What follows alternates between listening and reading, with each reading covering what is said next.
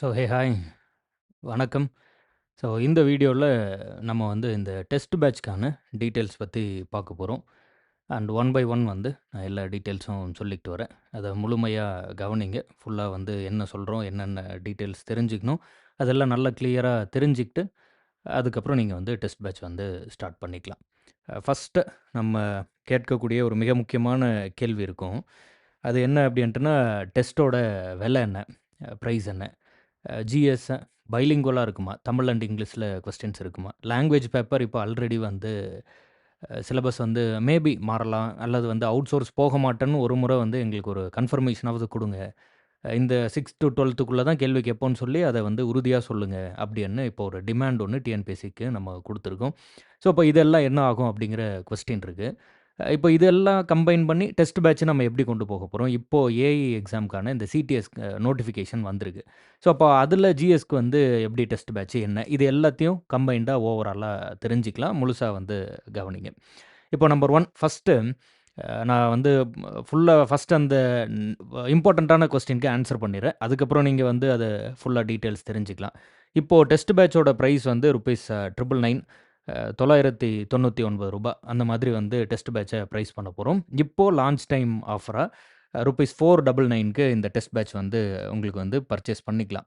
முன்னாடியே சொல்லியிருந்தது போல் இது ஒரு லிமிட்டட் டைம் ஆஃபர் தான். இந்த இப்போது இன்றைக்கி இப்போ நம்ம ஒரு லாஸ்ட் 2-3 டேஸில் இருக்கோன்னு வச்சுக்கோங்களேன். இந்த 2-3 டேஸ்லேயே நம்ம இந்த ஆஃபரை ஸ்டாப் பண்ணக்கூடிய ஐடியாவில் இருக்கோம். அதனால ரொம்ப முன்னாடியே என்ரோல் பண்ணிக்கோங்க. அதன் பிறகு மறுபடியும் ப்ரைஸை மாற்றிட்ட பிறகு நீங்கள் அது சிரமப்படாதீங்க. முடிஞ்ச அளவுக்கு முன்னாடியே என்ரோல் பண்ணிக்கோங்க. ஸோ அப்போது 499 தான். வெறும் ரொம்ப சிம்பிளான ஒரு ப்ரைஸில் இந்த டெஸ்ட் பேட்ச் லான்ச் பண்ணுறோம். ஏன்னா இது கம்ப்ளீட்டாக பிஒய்க்யூ பேஸ்டாக இருக்க போகுது. அதாவது எல்லா பிஒய்க்யூ பேஸ்டு கொஸ்டின்ஸையும் கொண்டு வர போகிறோம். அண்ட் இதில் இன்னொரு மிக முக்கியமான விஷயம் நீங்கள் தெரிஞ்சுக்க வேண்டியது இருக்குது. அது என்ன அப்படின்ட்டுனா, இதில் லாங்குவேஜ் பேப்பர் இல்லை. நல்லா கிளியராக புரிஞ்சுக்கணும். இதில் லாங்குவேஜ் பேப்பர் தமிழ் அல்லது இங்கிலீஷ் 2மே நம்ம இதில் இன்க்ளூட் பண்ணல. இது ஒன் அண்ட் ஒன்லி ஜிஎஸ் மட்டுமே இருக்கக்கூடிய ஒரு ஒரு டெஸ்ட் பேட்சாக இருக்க போகுது. ஏன்னா லாங்குவேஜில் மேபி நம்ம ஒரு 10-15 டேஸ் அல்லது இந்த ஜூன் மந்தில் ஒரு 30 டேஸ் கொஞ்சம் அதை பொறுத்திருந்து பார்க்கலான்னு நான் நினைக்கிறேன் பர்சனலாக. அதனால இப்போதைக்கு ஜிஎஸ்ல நம்ம டைம் வேஸ்ட் பண்ணிடாமல் கரெக்டாக இந்த கேப்பில் ஜிஎஸ்ல ரொம்ப ஸ்ட்ராங்காக நம்ம படிக்க வேண்டியது அவசியம். ஸோ அதனால இந்த test batch one and only for GS. So அப்போ நீங்கள் குரூப் 1ஆக இருந்தாலும் 2-2ஏவாக இருந்தாலும் குரூப் 4க்கு படிக்கக்கூடிய மாணவராக இருந்தாலும் இல்லை எதனா நம்ம இப்போ இருக்கக்கூடிய அக்ரி டெக்னிக்கல் எக்ஸாம் இது மாதிரி படிக்கக்கூடிய யாராக இருந்தாலும் இந்த ஜிஎஸ் ஒன்லி டெஸ்ட் பேட்சை நீங்கள் தாராளமாக யூட்டிலைஸ் பண்ணிக்கலாம் 499க்கு. ஸோ இதோட ஸ்கெடியூல் என்ன, எப்படி இருக்கும், எப்படி கொஸ்டின்ஸ் இருக்கும், இது எல்லாத்தையும் சொல்ல போகிறோம். ஃபஸ்ட்டு ரொம்ப முக்கியமான 2 கேள்வியை நல்லா உள்வாங்கிக்கோங்க. ஸோ இந்த கோர்ஸோட ப்ரைஸு இப்போதைக்கு 499ல் இருக்குது. இந்த கோர்ஸில் கேட்கக்கூடிய கேள்வி எல்லாமே பிவைக்கும் எக்ஸப்ட் கணிதத்தில் ஆப்டி அண்ட் ரீசனிங் மட்டும் கொஞ்சம் கொஸ்டின்ஸ் அதிகமாக செட் பண்ணியிருக்கோம். கிட்டத்தட்ட 1000 கேள்வி வர மாதிரி பிளான் பண்ணியிருக்கோம். அதனால அவ்வளோ பிவைக்யூஸ் கொண்டு வரது கொஞ்சம் அதில் அந்த அளவுக்கு ஆப்டாக இல்லை. அதனால மேத்தமெட்டிக்ஸில் கணிதமும் ரீசனிங் மட்டும் கொஞ்சம் உங்களுக்கு அந்த பிவைக்யூ லைனை தாண்டி போகலாம். மற்ற ஏரியாஸ்லாம் கவர் பண்ணுற மாதிரி இருக்கலாம். மீதி GS full and full PYQ கொஸ்டின்ஸை அப்படியே டைரெக்டாக நம்ம நல்லா ப்ரிப்பேர் பண்ணுற மாதிரி அந்த ஏரியா சார்ந்து எல்லாம் ப்ரிப்பேர் பண்ணுற மாதிரி ஸ்கெடியூல் பண்ணியிருக்கோம். இது ரொம்பவே யூஸ்ஃபுல்லாக இருக்கும். நீங்கள் அது ஸ்கெடியூல் பார்க்கும்போதே தெரியும். நல்லா யூட்டிலைஸ் பண்ணிக்கலாம். ப்ராப்பராக யூட்டிலைஸ் பண்ணி ஜிஎஸ் நல்லா ஸ்ட்ராங் பண்ணிக்கோங்க. லாங்குவேஜ் கொஞ்சம் செட்டில் ஆகட்டும்.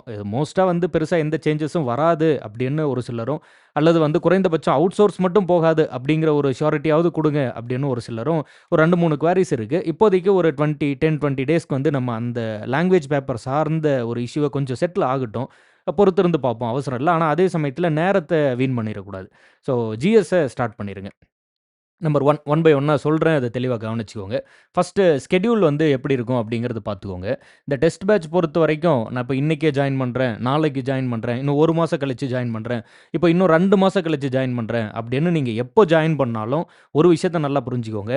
டெஸ்ட் 1லேருந்து ஸ்டார்ட் பண்ணுங்கள். இந்த ஸ்கெடியூல் எப்படி ஒர்க் ஆகுதுங்கிறத தெரிஞ்சுக்கிட்டு நீங்கள் எப்போ ஸ்டார்ட் பண்ணாலுமே கூட டெஸ்ட் 1லேருந்து ப்ராப்பராக படிச்சுட்டு வந்தீங்கன்னா, ரொம்ப கரெக்டாக ஃபாலோ பண்ணிக்கிட்டே வந்தீங்கன்னா, அது நீங்கள் டெஸ்ட்டை ப்ராப்பராக எழுதி அதை ப்ராக்டிஸ் பண்ணி மைண்ட்ல ஞாபகம் வச்சுக்கிட்டு போய் பரீட்சையில ரிஃப்ளெக்ட் பண்றதுக்கு யூஸ்ஃபுல்லா இருக்கும். இந்த டெஸ்ட்டோட முக்கியத்துவமே என்ன அப்டின்னா, நான் ஓரளவு படிச்சிருக்கேன். ஆனா, எங்க நான் வீக்கா இருக்கேன்னு தெரியல. எந்த ஏரியா எனக்கு வந்து நல்லா தெரியுது, எந்த ஏரியா தெரியல. இன்னும் நான் எத படிக்கணும்னு சொல்லி என்ன டெஸ்ட் பண்ணி பார்த்துக்கணும் அப்படின்னு விருப்பப்படும்போது, படிச்சுட்டு அதுக்கப்புறம் வந்து டெஸ்ட் எழுதுனா தான் கரெக்ட்டா இருக்கும். டெஸ்ட் பேட்ச்ச வச்சு படிக்க முடியாது. நல்லா மனசுல உள்வாங்கிக்கோங்க. ஃப்ரெஷராலாம் இருந்தீங்கன்னா, இப்ப தான் ஆரம்பிக்கிறீங்க அப்டின்னா, ஏதாவது ஒரு இடத்துல போய் கோர்ஸ்ல நீங்க வந்து ஜாயின் பண்ணி படிங்க. ஏதாவது ஒரு இடத்துல. நீங்க வந்து எங்ககிட்ட படிங்க, அங்க படிங்க, எங்க வேணா படிங்க. ஆனா ஏதாவது ஒரு இடத்துல ஒரு எக்ஸ்பீரியன்ஸ் ஒண்ணு தேவைப்படுது. அந்த கதைய கேளுங்க. ஒவ்வொரு சப்ஜெக்ட்ட பத்தியும் ஒரு கதைய கேட்டு, அதுக்கப்புறம் டெஸ்ட் பேட்ச்க்கு வாங்க. நான் ஓரளவுக்கு படிச்சிருக்கேன். ஸ்கூல் புக்க படிச்சிருக்கேன். முன்னாடியே டெஸ்ட் எழுதினேன். நான் ஒரு எக்ஸ்பீரியன்ஸ்டான ஒரு ஆஸ்பிரண்ட் தான். அப்படின்னு இருக்கும்போது தான் டெஸ்ட் பேட்ச் யூஸ்ஃபுல்லா இருக்கும். நல்ல மைண்ட்ல ஞாபகம் வச்சுக்கோங்க. சரி, நீங்க எப்போ ஜாயின் பண்ணாலும் நீங்க வந்து டெஸ்ட் 1ல இருந்து ஸ்டார்ட் பண்ணிக்கோங்க. இப்போ நம்ம ஃபர்ஸ்ட் டெஸ்ட் வந்து ஜூன் 3ல ஸ்டார்ட் பண்ண போறோம். இப்போ ஜூன்ல 3ஆம் தேதி. ஜூன் 3ஆம் தேதி புதன்கிழமை. எல்லா வாரமுமே டெஸ்ட் வந்து புதன்கிழமை, சனிக்கிழமை. புதன்கிழமை, சனிக்கிழமை. இப்படி தான் போக போகுது. ஃபர்ஸ்ட் டெஸ்ட் ஜூன் 3ஆம் தேதி ஸ்டார்ட் ஆக போகுது. ஸோ அதனால நீங்க ஸ்கெட்யூல போட்டு ரொம்ப குழப்பிக்க தேவையில்ல. 7 நாட்கள்ல புதன்கிழமை ஒரு டெஸ்ட், சனிக்கிழமை ஒரு டெஸ்ட். புதன்கிழமை, சனிக்கிழமை. இந்த பேட்டர்ன்ல தான் போக போகுது. ஃபர்ஸ்ட் டெஸ்ட் மட்டும் தெரிஞ்சுக்கிட்டா மீதி எல்லாமே அடுத்த புதன், அடுத்த சனி, அடுத்த புதன், அடுத்த சனின்னு போய்க்கிட்டே இருக்கலாம். பேட்டர்னுமே ரொம்ப ஈஸியான ஒரு பேட்டர்ன் தான். அண்ட் இதில பாருங்க, நீங்க வந்து ஓஎம்ஆர் வந்து கண்டிப்பா டவுன்லோட் பண்ணிக்கணும். ஓஎம்ஆர்ல தான் டெஸ்ட் எழுதி பார்க்கணும். டிஎன்பிஎஸ்சி வந்து இன்னும் அப்ஜெக்டிவ் டைப் இதில தான் பேட்டர்ன்ல தான் இருக்காங்க. ஓஎம்ஆர் பேஸ்ட்ல தான் இருக்காங்க. கம்ப்யூட்டர் பேஸ்டா இன்னும் மாறல. கம்ப்யூட்டர் பேஸ்டா மாறுனா நம்ம மாறிக்கலாம். அதுவரைக்கும் நிச்சயமா ஓஎம்ஆர டவுன்லோட் பண்ணி டெஸ்ட் எழுதி பாருங்க. நான் நெறைய முறை சொல்லிட்டேன். நல்லா படிக்கக்கூடிய நெறைய மாணவர்கள் வந்து அந்த ஓஎம்ஆர்ல ஏதாவது மிஸ்டேக் பண்றது. 5வது கேள்வி பார்த்துட்டு 6வது கேள்வியில ஷேட் பண்ணிறது ஆன்ஸர. 2 கேள்வியும் போச்சு. என்ன பண்ணாலும் வராது. இல்ல வந்து சின்ன சின்னதா சில மிஸ்டேக்ஸ் எல்லாம் இருக்கு. அந்த ஓஎம்ஆருக்குன்னே. ஓஎம்ஆரயே தொடாம போய் பரீட்சையில உட்காந்து ஓஎம்ஆர்ல உட்காந்து சுத்தி பார்த்தா தான் தெரியும். ஐயோ! நான் கேள்வி படிக்கிறதுக்கு இப்போ நம்ம நெறைய முறை சொல்லியிருப்போம். 200 கேள்வி ஆனா 180 நிமிடங்கள் தான். நல்லா புரிஞ்சுக்கிறீங்கன்னு இருக்கு. 3 மணி நேரம் பரீட்சை எழுதுறீங்கன்னா 180 மினிட்ஸ். ஆனா 200 கொஸ்டின்ஸ். ஒரு கேள்விக்கு 1 நிமிஷம் எடுத்துட்டாலே 180 கேள்வி தான் முடிக்க முடியும். அதில படிக்கணும், ஸ்டேட்மெண்ட்ட படிக்கணும். நீங்க வந்து அசர்ஷன் ரீசனிங்கா இருந்தா கொஞ்ச நேரம் யோசிக்கணும். அதில எதெல்லாம் சரியா இருக்கு, அத டிசைட் பண்ணிட்டு அந்த ஓஎம்ஆர் ஷீட்ல நம்ம அத ஷேர் பண்ணணும். இந்த பிராக்டிஸ் ரொம்ப ரொம்ப முக்கியம். ஓஎம்ஆர் ஷீட்ட டவுன்லோட் பண்ணி பிரிண்ட் பண்ணி வச்சுக்கோங்க. மொத்தமா இதில வந்து 22 டெஸ்ட் குடுக்க போறோம். நீங்க ஒரு 30 அல்லது ஒரு 50 ஓஎம்ஆரா பிரிண்ட் பண்ணி கையில வச்சுக்கிட்டு எல்லா டெஸ்ட்டையும் ஓஎம்ஆர்ல எழுதுங்க. ஓஎம்ஆர் வந்து டிஎன்பிஎஸ்சியோட வெப்சைட்லயே அஃபிஷியல் ஓஎம்ஆரே கிடைக்கும். இல்லன்னா நான் அத நம்மளோட டெலிகிராம் சேனல்லயும் ஆல்ரெடி நெறைய முறை மல்டிபிள் டைம்ஸ் வந்து அத ஃபார்வர்ட் பண்ணியிருக்கேன். மீண்டும் ஒரு முறை ஃபார்வர்ட் பண்றேன். நீங்க எடுத்துக்கலாம். இல்லன்னா இந்த கோர்ஸ் நீங்க நம்மளோட வெப்சைட்ல ஜாயின் பண்ணும்போது, அதிலேயே வந்து ஓஎம்ஆர்ன்னு இருக்கும். அதை டவுன்லோட் பண்ணிக்கோங்க. டவுன்லோட் பண்ணி ஓஎம்ஆர்ல டைரக்ட்டா வந்து நீங்க எழுதலாம். அண்ட் முன்னாடியே சொல்லியிருந்தது மாதிரி எல்லாமே வந்து பிஒய்க்யூ கொஸ்டின்ஸ் தான். அதனால நீங்க வந்து கான்ஃபிடென்ட்டா வந்து இது ஆல்ரெடி வந்திருக்கக்கூடிய ஒரு கொஸ்டின் டிஎன்பிஎஸ்சில இது ரிஃப்ளெக்ட் ஆயிருக்க ஒரு கொஸ்டின் அப்படிங்கிற ஒரு மனநிலையில ஃபுல் அண்ட் ஃபுல் எல்லா கொஸ்டினையும் நல்லா வந்து பிராக்டிஸ் பண்ணுங்க. முன்னாடியே சொல்லியிருந்தேன். மேத்தமேட்டிக்ஸ் மட்டும் கொஞ்சம் அந்த பிஒய்க்யூ லைன தாண்டல. அதாவது பிஒய்க்யூ இல்லாத கொஸ்டின்ஸ இன்க்ளூட் பண்ணணும். ஏன்னா நம்பர் ஆஃப் கொஸ்டின்ஸ் அதிகமா பிளான் பண்ணியிருக்கோம் மேத்தமேட்டிக்ஸ்ல. பட் மற்ற ஜிஎஸ் எல்லாமே பிஒய்க்யூ கொஸ்டின்ஸ் தான். கிட்டத்தட்ட கடந்த ஒரு 10 ஆண்டுகள் பிஒய்க்யூ எக்கச்சக்கமா கிடக்கு. அதிலிருந்து இம்பார்ட்டன்ட் கொஸ்டின்ஸ ரொம்ப முக்கியமான ஏரியாஸ மட்டும் ஷார்ட் லிஸ்ட் பண்ணி எடுத்து வந்து நம்ம கொஸ்டின் பேப்பர்ல லிஸ்ட் அவுட் பண்ண போறோம். சரி, அடுத்தது பாருங்க. இப்ப டெஸ்ட் எப்படி போகும் அப்படிங்கிற பேட்டர்ன புரிஞ்சுக்கோங்க. ரொம்ப சிம்பிள் பேட்டர்ன் தான். என்னன்னா, மொத்தம் இன்னைக்கு இருக்கக்கூடிய பேட்டர்ன்ல 6 யூனிட். யூனிட் பேரு மாறலாம். ஒரு காலத்தில யூனிட் 8ஆ இருந்தது. ஒரு காலத்தில யூனிட் 9 இருந்தது. அப்புறம் மாறுச்சு. ஆனா கன்டென்ட் மாறல. சிலபஸ் இனி வருங்காலத்தில மாறுமா, மாறாதாங்கிறத பத்திலாம் எனக்கு தெரியாது. சரியா? அது என்ன வேணா நடக்கட்டும். ஆனா கன்டென்ட் மாறாது. அதத்தான் நீங்க நல்லா புரிஞ்சுக்கணும். எப்ப படிச்சாலும் அந்தந்த நபர்கள் பத்தின ஃபேக்சுவல் டேட்டா நம்ம மைண்ட்ல ஞாபகம் இருக்கா? அத பரீட்சையில கேட்டா ரிஃப்ளெக்ட் பண்ண முடியுதா? எழுத முடியுதா? அதுதான் இங்க ரொம்ப முக்கியமான விஷயம். ஸோ அப்போ என்ன நல்லா புரிஞ்சுக்கோங்க அப்படின்ட்டுனா, ஃபர்ஸ்ட் டெஸ்ட் நம்ம யூனிட் 6ல இருந்து ஆரம்பிக்க போறோம். மொத்த சிலபஸ்ல உங்களுக்கு வந்து 3 டெஸ்ட் இருக்கும்.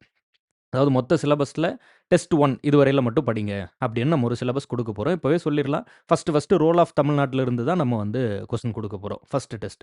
அதுபோல 3 டெஸ்ட் சிலபஸ 3ஆ பிரிச்சு. அண்ட் தென் ஒரு ஃபுல் டெஸ்ட். அப்போ ஒரு யூனிட்ல மொத்தம் நீங்க 4 டெஸ்ட் எழுத போறீங்க. ஒரு டெஸ்ட்டுக்கு 100 கொஸ்டின். நல்லா கிளியரா கவனிச்சுக்கோங்க, புரிஞ்சுக்கோங்க. அதுக்கப்புறம் வந்து அத எப்படின்னு ஒரு தடவ உள்வாங்கிட்டீங்கன்னா, அப்புறம் டெஸ்ட் கிளியரா புரிஞ்சிரும். பேட்டர்ன் புரிஞ்சிரும். அதுக்கு தகுந்த மாதிரி நீங்க படிச்சுட்டு வந்துரலாம். மொத்தம் 4 டெஸ்ட். முழு சிலபஸ யூனிட் 6ஓட சிலபஸ 3 பார்ட்டா பிரிச்சு, ஒவ்வொரு பார்ட்ல இருந்தும் ரொம்ப முக்கியமான பிஒய்க்யூ கொஸ்டின்ஸ எடுக்க போறோம். அப்போ ஃபர்ஸ்ட்டு 3 செட்டா மொத்த சிலபஸையும் 3ஆ பிரிச்சு, இப்போ அது கூட நீங்க வந்து பார்த்துக்கலாம். ஒரு எக்ஸாம்பிள்க்காக சொல்றேன். பாருங்க, இப்போ மொத்த சிலபஸ ஃபர்ஸ்ட்டு வந்து ரோல் ஆஃப் தமிழ்நாட்டிலருந்து வுமன் இன் ஃப்ரீடம் ஸ்ட்ரகிள் விடுதலை போராட்டத்தில் பெண்களின் பங்கு அப்படிங்கிற வரைக்கும் ஒரு ஏரியாவா பிரிச்சுக்கிறோம் ஃபர்ஸ்ட்டு பார்ட்ட. அதுக்கப்புறம் பார்த்தீங்கன்னா, 19 மற்றும் 20ஆம் நூற்றாண்டுகளில் வந்து நடந்த மாற்றங்கள். அதிலிருந்து ஆரம்பிச்சு கடைசியில வந்து அறிஞர் அண்ணா, பெரியார் வரையில ஒரு பார்ட். அதற்கு முன்னாடி இருக்கக்கூடியது, இதில மட்டும் கொஞ்சம் ரொம்ப பெரிய சிலபஸ். ஏன்னா, தமிழ் இலக்கியங்கள் வந்து அக்காலம் முதல் இக்காலம் வரையிலான தமிழ் இலக்கியங்கள்னு குடுத்துருப்பாங்க. அதில ரொம்ப முக்கியமான சில ஏரியாஸ் மட்டும் வச்சுக்கோங்களேன். அத எல்லாத்தையும் வந்து சேர்த்து ஒரு ஒரு பார்ட். ஸோ, அப்போ அந்த அந்த கேள்வி கேட்கக்கூடிய தன்மையின் அடிப்படையில் ஒரு 3 ஏரியாவா பிரிச்சு சிலபஸ்ல டெஸ்ட். அதுக்கப்புறம் மொத்த சிலபஸோட சேர்த்து ஒரு டெஸ்ட். டோட்டலா கிட்டத்தட்ட 400 பிஒய்க்யூ நீங்க வந்து இதில டெஸ்ட் எழுதிற போறீங்க.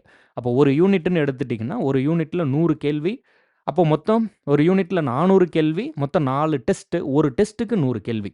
அண்ட் நீங்க டெஸ்ட் எழுதும்போது எப்படி இருக்கும்னா, ஒரு டெஸ்ட் 1 அப்படின்னு எடுத்துட்டா 100 கேள்வி யூனிட் 6ல பிளஸ் இது கூட 50 கணிதம். அதாவது மேத்தமேட்டிக்ஸ். அதில ஆப்டிலிருந்து 30 கேள்விகள். அதேபோல ரீசனிங்ல இருந்து 20 கேள்விகள். பரீட்சையில உங்களுக்கு வெயிட்டேஜ் தெரியும். 15, 10ன்னு தான் இருக்கு. அதனால ஆப்டிலிருந்து 30, ரீசனிங்ல இருந்து 20.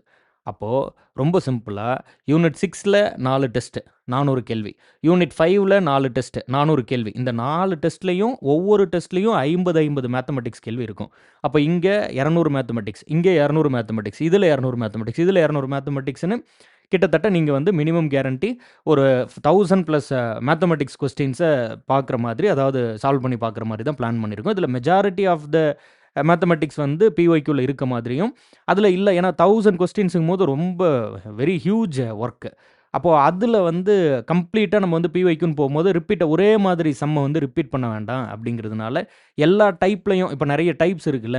அது மாதிரி எல்லா டைப்லயும் கொஸ்டின நீங்க சால்வ் பண்ணி பார்க்கணுங்கிறதுனால, கொஞ்சம் அதில மட்டும் பிஒய்க்யூ இல்லாம இருக்க மாரி செட் பண்ணியிருக்கோம்.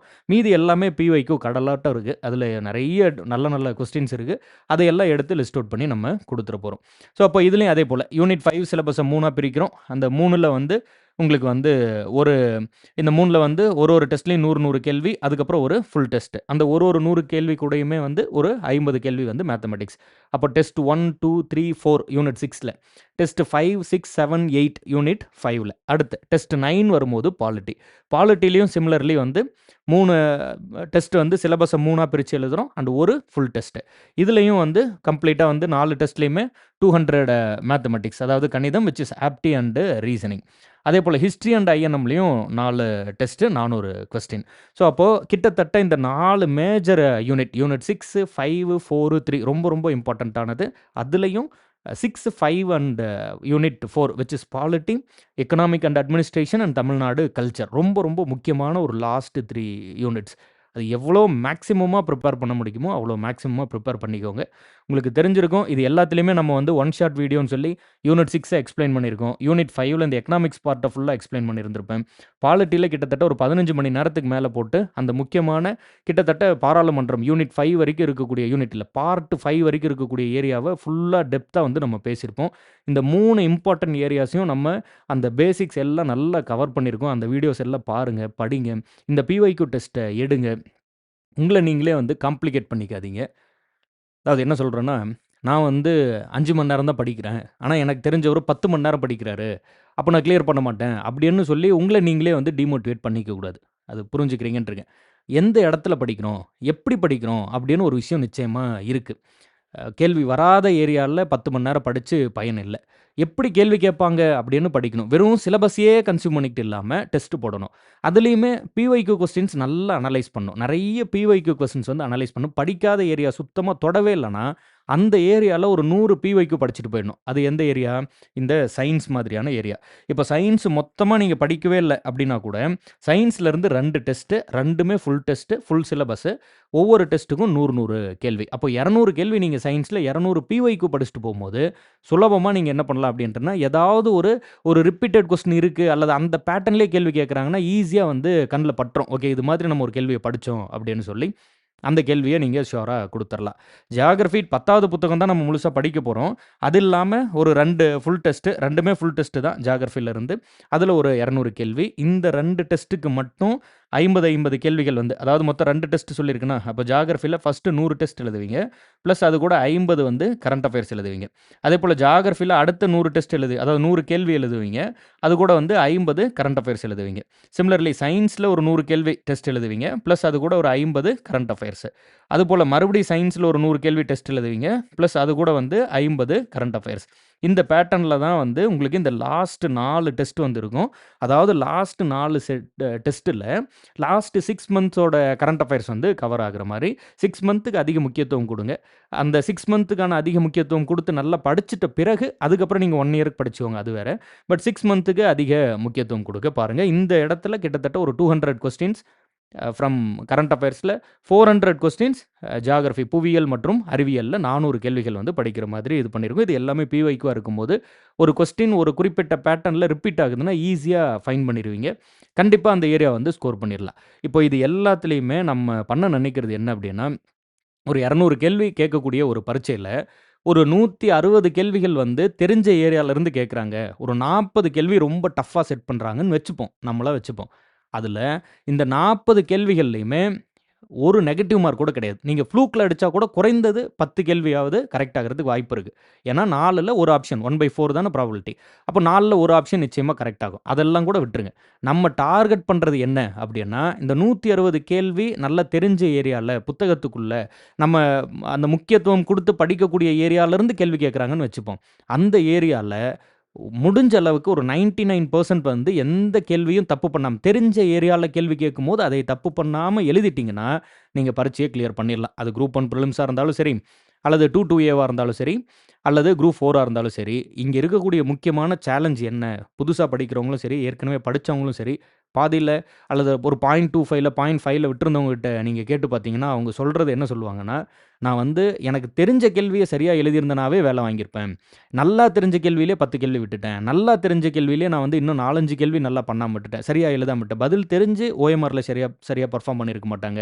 இல்ல வந்து ஒரு டவுட்ல ஒரு ஆசிலேஷன்ல இதுவா, அதுவான்னு சொல்லி ஷூரா பதில் அடிக்காம, இதுவா தான் இருக்கும் அப்படின்னு ஃப்ளூக்ல வைல்டா கெஸ் பண்ணியிருப்பாங்க. மிஸ் ஆயிருக்கும். அப்போ என்ன சொல்ல வரேன்னா, நீங்க சுத்தமா தெரியாத அந்த அதிநவீன கேள்விகள் அல்லது வந்து ஒரு மாதிரி வெளியில இருந்து கேட்குறாங்க. அப்படி அத விட்டுருங்க. அத பத்தி கவலைப்படாதீங்க. இங்க நெகட்டிவ் மார்க்கே இல்ல. ஃப்ளூக்ல அடிங்க. பார்த்துக்கலாம்.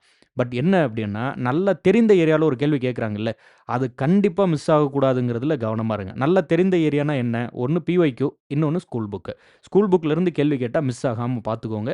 பிஒய்க்யூல இருந்து கேள்வி கேட்டா முடிஞ்ச அளவுக்கு அந்த ஒரு கேள்வி ஏற்கனவே கேட்டுட்டாங்க. அது பதில் எழுத முடியல. டஃப்பான கேள்வி. மறுபடியும் ரிப்பீட் ஆச்சுன்னா மிஸ்ஸே ஆகக்கூடாது. அல்லது அத சுத்தி இருக்கக்கூடிய முக்கியமான பாயிண்ட்ஸையும் படிச்சு வச்சுக்கணும். இப்போ மகாத்மா காந்தி அவர்கள் பத்தி ஒரு கேள்வினா, மகாத்மா காந்தி சுத்தி இருக்கக்கூடிய முக்கியமான பாயிண்ட்ஸ் எல்லாம் படிச்சு வச்சுக்கோங்க. அவரோட வாழ்க்கை வரலாறு படிக்கணுமாங்கிறது 2வது.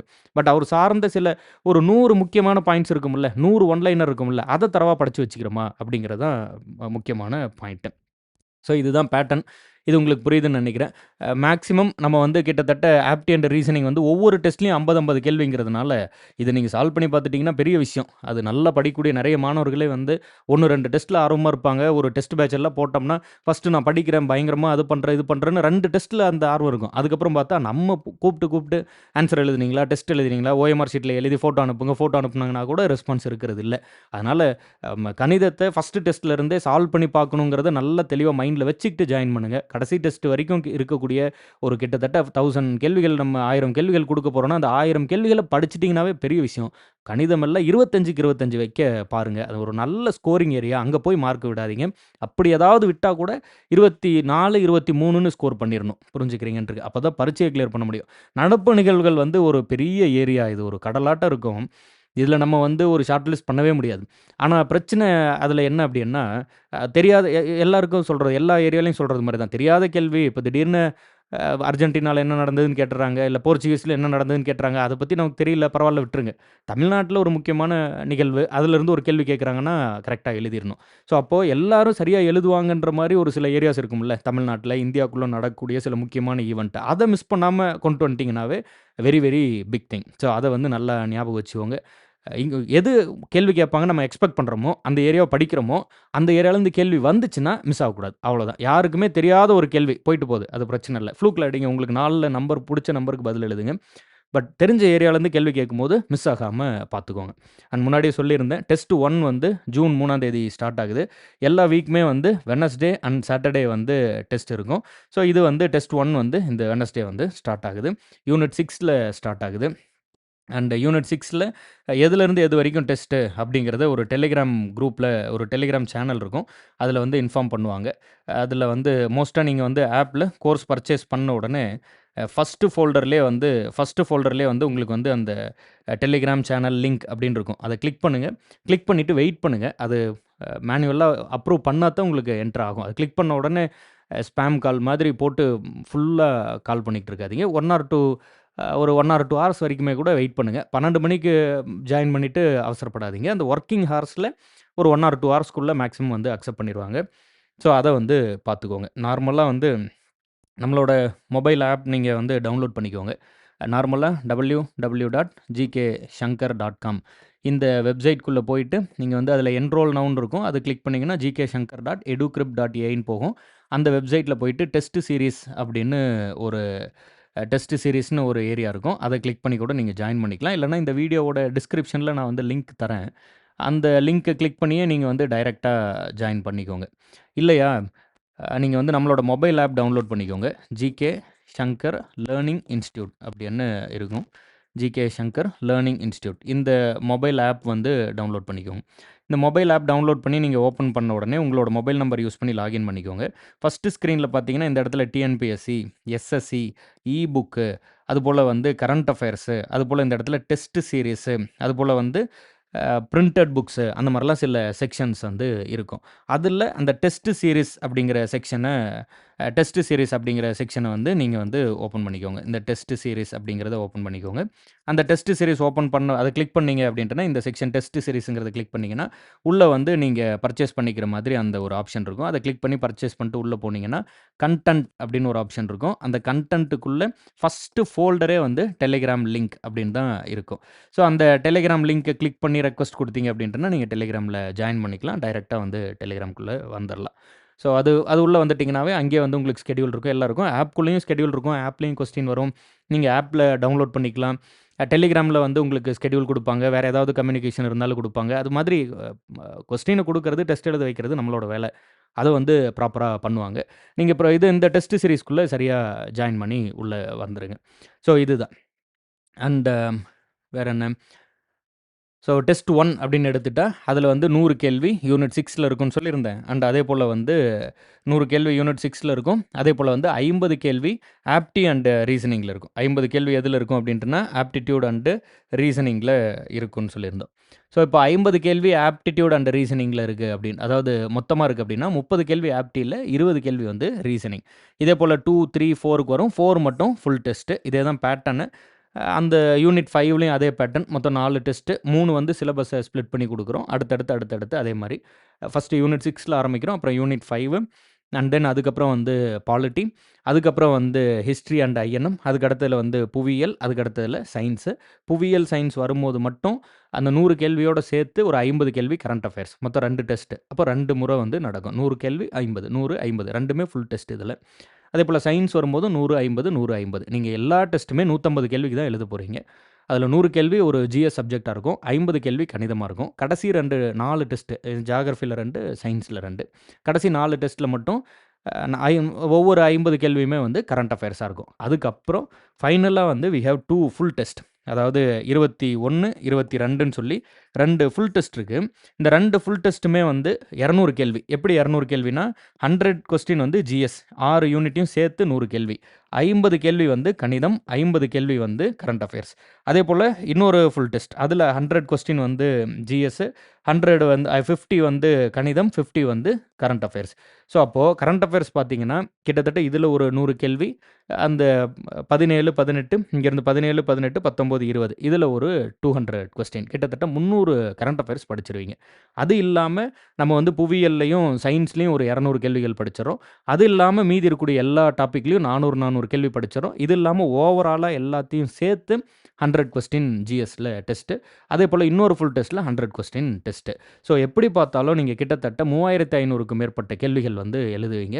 இதில மெஜாரிட்டி ஒரு 90%க்கு மேல பிஒய்க்யூ தான். ஏன்னா மேத்தமேட்டிக்ஸ் தவிர்த்து மீதி எல்லா ஏரியாவும் பிஒய்க்யூவா இருக்க மாதிரி நம்ம ஷார்ட் லிஸ்ட் பண்ண போறோம். ஸோ இது ஜிஎஸ்ல உங்களுக்கு ஒரு மிகப்பெரிய பாசிபிலிட்டி, நல்ல ஒரு ஸ்கோப்ப வந்து குடுக்கும். ஒரு ஒண்டர்ஃபுல்லா வந்து டிஎன்பிஎஸ்சி எப்படி கேள்வி கேட்குறாங்க, அவங்களோட கேள்வி கேட்குற பேட்டர்ன் எப்படி இருக்கு? என்ன மாதிரி வந்து கொஸ்டின செட் பண்ணியிருக்காங்க? அப்படின்னு சொல்லி டைரக்ட்டா டிஎன்பிஎஸ்சி கொஸ்டின எழுதி பார்க்கக்கூடிய ஒரு எக்ஸ்பீரியன்ஸ் ஒண்ணு கிடைக்கும். முன்னாடியே சொல்லியிருந்தது மாதிரி, நீங்க வந்து ஓஎம்ஆர் ஷீட்ட டவுன்லோட் பண்ணி வச்சுக்கிட்டு, ஓஎம்ஆர் ஷீட்ல டெஸ்ட் எழுதி பாருங்க. அது வந்து ரொம்ப important. And test starting date சொல்லியிருந்தேன். எல்லா வீக்லயுமே வந்து வெட்னஸ்டே அண்ட் சாட்டர்டே. ஒரு வாரத்திற்கு 2 தேர்வு. இதான் வந்து நம்ம பேட்டர்ன். மொத்தம் 22 டெஸ்ட் தானே வைக்கிறோம். அப்போ ஒரு ஒரு 2 டெஸ்ட்டு ஒரு வாரத்திற்கு. அதிகபட்சம் பார்த்தீங்கன்னா கூட ஒரு 3 மந்த்ஸுக்குள்ள நமக்கு வந்து இது எல்லாம் கம்ப்ளீட்டா நல்லா அனலைஸ் பண்ணி முடிச்சிரலாம். இதில 2 விஷயம் நீங்க பண்ணணும். 1 படிச்சுட்டு பரீட்சை எழுதணும். குடுக்குற சிலபஸ்ல நம்ம ஒன் ஷாட் வீடியோன்னு போட்டிருக்கோம். அதைவாச்சும் பார்க்கணும். இல்ல நீங்க வந்து ஸ்கூல் புக்குள்ள எந்தெந்த இடத்துல கவர் ஆகும்னு சொல்லி, இதிலேயே வந்து ஆப்லயே வந்து நான் வந்து வேர் டூ ஸ்டடி வந்து அப்லோட் பண்ணிடுறேன். ஸோ தட் சிலபஸ் வைஸ் வந்து ஸ்கூல் புக்ல எந்த இடத்துல கவர் ஆகும் அப்படின்னு நீங்க வந்து பார்த்துக்கலாம். நம்மளோட டெலிகிராம் சேனல்லயும் இந்த டெஸ்ட் பேட்ச்க்கான ஒரு டெலிகிராம் சேனல் சொல்றேன்ல, அதிலயுமே நீங்க வந்து இந்த வேர் டூ ஸ்டடி பார்த்துக்கலாம். அத பார்த்து ஸ்கூல் புக்ல படிச்சுட்டு வந்தாலும் சரி, இல்ல நீங்க என்ன சோர்ஸ் கிடைக்குதோ அந்த சோர்ஸ்ல படிச்சுட்டு வாங்க. அத பத்தி பிரச்சனை இல்ல. குடுக்குற சிலபஸ படிச்சுட்டு வாங்க. டெஸ்ட் எழுதுங்க. எழுதின பிறகு டெஸ்ட் எழுதிட்டேன்னு விட்றாம, ஆன்ஸர் கீ குடுத்த பிறகு அத நல்லா வந்து அனலைஸ் பண்ணி, நம்ம சரியா எழுதியிருக்கோமா? என்னென்ன கேள்விலாம் தப்பு பண்ணியிருக்கோம்? ஏன் தப்பு பண்ணோம்? என்ன யோசிச்சோம்ன்னு சொல்லி அனலைஸ் பண்ணணும். அத அனலைஸ் பண்ணாம விட்டுட்டீங்கன்னா, அந்த டெஸ்ட் எழுதுறதுல பயனே இல்ல. நல்லா புரிஞ்சுக்கோங்க. நெறைய டெஸ்ட் பேட்ச்ல ஃபர்ஸ்ட்டு இருக்கக்கூடிய ஆர்வம் கடைசி வரைக்கும் இருக்கிறதில்ல. ஒரு 100 பேர் வந்து ஒரு டெஸ்ட் பேட்ச்ல ஜாயின் பண்றாங்கன்னா, கடைசியா வந்து எல்லா டெஸ்ட்டையும் முடிச்சு ஆன்ஸர் கீய பார்த்து மார்க் பண்ணதே ஒரு 10 டூ 20 பேர் தான் இருப்பாங்க. அதுல அந்த டெஸ்ட்ல குடுத்த கேள்வி எல்லாம் நல்லா அனலைஸ் பண்ணி படிச்சவங்க, குறைவா எவ்வளோ பெரிய இதா இருந்தாலும் ஒரு 5%க்குள்ள தான் இருக்காங்க. அதாவது 100 பேர்னா 5 பேர் தான் வந்து கொஸ்டின் ஆன்ஸர் கீ எல்லாம் மார்க் பண்ணி, எல்லா டெஸ்ட்டையும் எழுதி, எல்லா டெஸ்ட்டையும் ஆன்ஸர் கீய நல்லா அனலைஸ் பண்ணி படித்த மாணவர்களாக இருக்காங்க. அவங்க பரீட்சைய கிளியர் பண்ணிட்டு போயிடுறாங்க. மீதி எல்லாருமே வந்து ஸ்டார்ட் பண்ணியிருப்பாங்க, பாதியில விட்டுருப்பாங்க. அந்த இப்ப 22 டெஸ்ட்னா 22 டெஸ்ட்டுக்கு ஆன்ஸர் கீ வித் கொஸ்டின ஒரு தரம் படிச்சு பார்த்தவங்களே 50% போயிடுவாங்க. அதே இருக்க மாட்டாங்க. அது அது ஒரு பெரிய ஒரு ஒரு அபாயகரமான ஒரு வேல்யூ. நீங்க வந்து பாதிக்கு பாதி வந்து முழுசா டெஸ்ட்ட கம்ப்ளீட் பண்றதே இல்ல. அந்த மாதிரி வந்து தவறு பண்ணிடுறாங்க. அதிலயும் பாதி வந்து அந்த டெஸ்ட்ட அனலைஸ் பண்ணி பார்க்கிறதே இல்ல. ஆன்ஸர் கீ வச்சு ஓகே அப்படியே டிக் பண்ணி தூக்கி போட்டுறது. ஏன் தப்பு பண்ணோம்? எந்த இடத்துல மிஸ் பண்ணோம்? என்ன கேள்வி கேட்டிருக்காங்க? அது சார்ந்து மற்ற பாயிண்ட்ஸ் எல்லாம் நமக்கு ஞாபகம் இருக்கா? அந்த அனாலிசிஸ் தான் உங்கள வந்து வெற்றி பெற வைக்கும். இங்க வந்து வி டூ நோ மேஜிக்ஸ். இங்க எந்த விதமான மேஜிக்ஸுமே இல்ல. நீங்க நல்லா படிக்கிறீங்க. படிச்சத வந்து எங்க படிக்கணும், எப்படி படிக்கணுங்கிறத ஃபர்ஸ்ட்டு தெளிவு பண்ணி படிக்கிறீங்க. அதுக்கப்புறம் படிச்சத சோதிக்கணும். டெஸ்ட் போட்டு பார்க்கணும். நம்ம சரியா படிச்சிருக்கோமா? எங்க மிஸ் பண்றோம்? எங்க ஸ்ட்ராங்கா இருக்கும்? எங்க வீக்கா இருக்கும்னு தெரியணும். வீக் ஏரியாவ மறுபடியும் படிச்சு ஸ்ட்ராங் பண்ணிக்கணும். Simple as that. அவ்வளோதான். எதுக்கு டெஸ்ட் போடுறோம்? இங்க மிஸ்டேக் பண்ணிட்டா, பரீட்சையில போய் மிஸ்டேக் பண்ணாம இருக்கிறதுக்கு தான் டெஸ்ட் போடுறோம். அப்ப இங்க மிஸ்டேக் பண்ணியிருக்கிறோங்கிறத முதல்ல கண்டுபிடிக்கணும். இந்த இடத்துல தப்பு பண்ணியிருக்கோம். ஏன் தெரியல? அப்ப அத போய் படிப்போம். அப்படின்னு மறுபடியும் போய் படிக்கிறதுக்கு தான் டெஸ்ட். சும்மா காத்துல விட்டுட்டு போய்க்கிட்டு இருந்தாலாம் டெஸ்ட் பேட்ச் வந்து அது சரிப்படாது. அதெல்லாம் மனசுல வச்சு பரீட்சைக்கு அதாவது இந்த டெஸ்ட் பேட்ச்ல ஜாயின் பண்ணி படிக்கிற வழிய பாருங்க. 22 தேர்வுகள் கிட்டத்தட்ட ஒரு 20 டெஸ்ட்ல வந்து 150 கேள்விகள் தான் இருக்கும். அதேபோல கடைசி 2 ஃபுல் டெஸ்ட் அது வந்து 200 கேள்வியா இருக்கும். எவ்வளோ மினிமமா பார்த்தா கூட 3000 பிளஸ் கொஸ்டின்ஸ் 3400 பிளஸ் கொஸ்டின்ஸ் வந்து நீங்க ஃபேஸ் பண்ண போறீங்க. நெறைய கூற்று காரணமா இருக்கும். ஸோ அப்படி எல்லாம் இருக்கும்போது அது இன்னும் நம்பர் ஆஃப் கொஸ்டின்ஸ் வந்து அதிகமா இருக்கும். அது சார்ந்து நம்ம நெறைய டிஸ்கஸ் பண்ணுவோம். அதெல்லாம் பார்க்கும்போது உங்களுக்கு இன்னும் வந்து ஓகே நெறைய ஏரியா வந்து கவர் பண்ண மாரி இருக்கும். இந்த டெஸ்ட் பேட்சோட பிரைஸ் வந்து ரூப்பீஸ் 1000 அதாவது 999 அது இப்போ ஃபர்ஸ்ட் ஜாயினிங் ஆஃபரா வந்து 499 குடுத்துருக்கு. இது ரொம்ப ஷார்ட் டைமுக்கு தான் இந்த ஆஃபர் குடுக்குற ஒரு சான்ஸ் இருக்கு. அதனால நீங்க ஜாயின் பண்ணணும்னா முன்னாடியே ஜாயின் பண்ணிக்கோங்க. அண்ட் இந்த இடத்துல தயவு செஞ்சு பைரசி பண்ணாதீங்க. 2 பேர் 3 பேரா சேர்ந்து ஒரு கோர்ஸ் ஜாயின் பண்றீங்கன்றது கூட சரி பரவால்ல. அது வேற படிக்கிறதுக்கு ஃப்ரெஷரா. பட் இங்க வந்து 2 பேர் 3 பேரா சேர்ந்து டெஸ்ட் பேட்ச் அப்படின்னு இது பண்ணாதீங்க. ஒவ்வொரு கொஸ்டினையும் இண்டிவிஜுவலா நீங்க வந்து அனலைஸ் பண்ணணும். அப்பதான் வந்து உங்களுக்கு டெஸ்ட் வந்து புரியும். இல்லன்னா அதுக்கு சான்ஸே கிடையாது. நீங்க வந்து சும்மா நான் வந்து சேர்றேன் அப்படின்னு பெயரளவுல எதையாவது பண்ணி வைக்கலாமே தவிர்த்து, ஒரு ஒரு ரூ. 500ல போய் பைரசி பண்ணிட்டு இருக்காதீங்க. முடிஞ்ச அளவுக்கு முன்னாடியே சேர்ந்துக்கோங்க. உங்களோட நண்பர்கள்லாம் இருந்தா அது நம்மளையும் பெருசா பாதிச்சிரும். உங்களுக்கு அது நெறைய மாணவர்கள் சைடுல வந்து நம்ம வந்து அது அது வந்து ஒரு ஒரு சாதாரணமா நம்ம வந்து கடந்து போயிடுவோம். நானா இருந்தாலுமே ஒரு ஸ்டூடெண்ட்டா படிக்கிறேன் அப்படின்ட்டுனா, ஓகே ஒரு 2 பேரா சேர்ந்து ஒரு இது பண்ணிட்டு போயிடலாம் அப்படின்னு. பட் இந்த சைடுல பார்க்கும்போது அது வந்து மிகப்பெரிய ஒரு பாதிப்ப ஏற்படுத்திரும். அந்த தவற தயவு செஞ்சு பண்ணாதீங்க. உங்களோட ஃப்ரெண்டுக்கும் சேர்த்து ரெ ரெஃபர் பண்ணி இங்க ஜாயின் பண்ணலாம் அப்படின்னு சொல்லி 2 பேரா ஜாயின் பண்ணுங்க. அந்த அந்த தவற பண்ணாதீங்க. அது இன்ஸ்டிடியூட்டையும் சரி, நம்மளோட இந்த வேலையும் சரி பெரிய அளவுல அது வந்து பாதிக்குது. தயவு செஞ்சு அந்த மாரி பண்ணிறாதீங்க. பைரசி பண்ணாதீங்க. அதான் சொல்ல வரேன். என்ன சொல்ல வரேன் அப்படின்னா, கொஸ்டின் பேப்பர ஷேர் பண்றதோ, இல்ல வந்து 2 பேரா சேர்ந்து இது பண்றேன். லாகின் இப்போ இதெல்லாம் மொபைல் பேஸ்டு. 2 நம்பர்ல லாக் அவுட் பண்ணி லாகின் பண்ணிட்டு இருந்தீங்கன்னா, ஃபிளாக் பண்ணி உங்களுக்கு வந்து 2 பேருக்குமே லாகின் பண்ணாம போயிடும். அதுக்கப்புறம் மறுபடியும் நம்ம அத வந்து எனக்கு லாகின் ஆகல அப்படின்னு சொல்லுவாங்க. அப்புறம் நம்ம செக் பண்ணி பார்த்தா 2 டிஃபரண்ட் லொகேஷன்ஸ்ல லாகின் பண்ணியிருப்பாங்க. ஸோ இது மாரி நெறைய இஷ்யூஸ் இருக்கும். அதெல்லாம் பண்ணாதீங்க. நம்ம கனவு காண்றது வானளவுல இருக்கு. அதுல வந்து இந்த மாதிரி சின்ன சின்ன விஷயத்தெல்லாம் போட்டு நேரத்த விரயம் பண்ணிக்கிட்டு இருக்கக்கூடாது. இங்க பணம் கூட 2வது. அத விட முக்கியமான ஒரு விஷயத்த நீங்க இதுல இழந்துறக்கூடாது. அது என்னன்னா நேரம். படிக்கிறதுக்கான ஒரு பீஸ் ஆஃப் மைண்ட். அத வந்து இழந்துறக்கூடாது. நம்ம பாட்டுக்கு ஃபுல் ஃபோக்கஸ் வந்து படிக்கிறதுல தான் இருக்கணும். கவனமா பார்த்துக்கோங்க. சரி. Okay done. இந்த சைடு வரோம். இதுல வந்து என்ன சொல்றோம்? யாருக்கு டெஸ்ட் பேட்ச், யாருக்கு ஃபுல் டைம் கோர்ஸ் இத தயவு செஞ்சு தெரிஞ்சுக்கிட்டு ஆரம்பிங்க. நான் முன்னாடியே சொல்லிட்டேன். பலமுறை சொல்றேன். ஒரு ஏற்கனவே படிச்சிருக்கக்கூடிய ஒரு ஆஸ்பிரண்ட்டுக்கு தான் வந்து டெஸ்ட் பேட்ச் வந்து எப்போதுமே யூஸ்ஃபுல்லா இருக்கும். நீங்க வந்து என்ன பண்ணக்கூடாது அப்டின்னா, ஃப்ரெஷரா இருக்கும்போது டெஸ்ட் பேட்ச்ல இருந்து ஆரம்பிக்கக்கூடாது. இன்னும் படிக்காம இருக்கும்போது, ஒரு சில சப்ஜெக்ட் மட்டும் படிச்சிருப்பாங்க. ஹிஸ்ட்ரி மட்டும் கதை தெரிஞ்சு வச்சிருக்கிறது. ஐஎன்எம் மட்டும் கதை தெரியாது. பாலிட்டி இருக்காது. யூனிட் 5 படிச்சிருக்க மாட்டீங்க. யூனிட் 6 படிச்சிருக்க மாட்டீங்க. நேரா டெஸ்ட் பேட்ச் போனீங்கன்னா, அந்த ஹிஸ்ட்ரியில கேள்வி கேட்கும்போது பெர்ஃபார்ம் பண்ணுவீங்க. ஆனா பாலிட்டி, யூனிட் 5, யூனிட் 6 கேட்கும்போது பெர்ஃபார்ம் பண்ண முடியாம போயிடும். ஸோ அப்போ முழுசா எல்லா சப்ஜெக்ட்டுக்கும் ஒரு முறையாவது கதைய கேட்டுறணும். ஒரு முறையாவது ஸ்கூல் புத்தகத்த படிக்கணும். அதுக்கப்புறம் தான் டெஸ்ட் பேட்ச்க்கு எல்லாம் வரணும். ஸோ அப்ப தான் இது வந்து உங்களுக்கு ரொம்ப யூஸ்ஃபுல்லா இருக்கும். கவனமா பார்த்துக்கோங்க. நம்ம கோர்ஸ்ல ஸ்கூல் புக் பேஸ்டு டெஸ்ட் இருக்கும். ஒவ்வொரு ஸ்டாண்டர்ட்லயும் வந்து 200 பிளஸ் கொஸ்டின்ஸ் குடுத்து ஸ்கூல் புக் பேஸ்டு டெஸ்ட் குடுத்துருப்போம். டெய்லி 8 மணி நேரத்துக்கு மேல கிளாஸ் நடக்குது. கிட்டத்தட்ட 8 ஹவர்ஸ்க்கு மேல கிளாஸ் நடக்குது. காலையில 6 மணிக்கு ஆரம்பிச்சா சாயந்திரம் வரைக்கும் ஃபுல் அண்ட் ஃபுல் வந்து கிளாஸஸ் போட்டு பட்டைய கிளப்பிக்கிட்டு இருப்பாய்ங்க.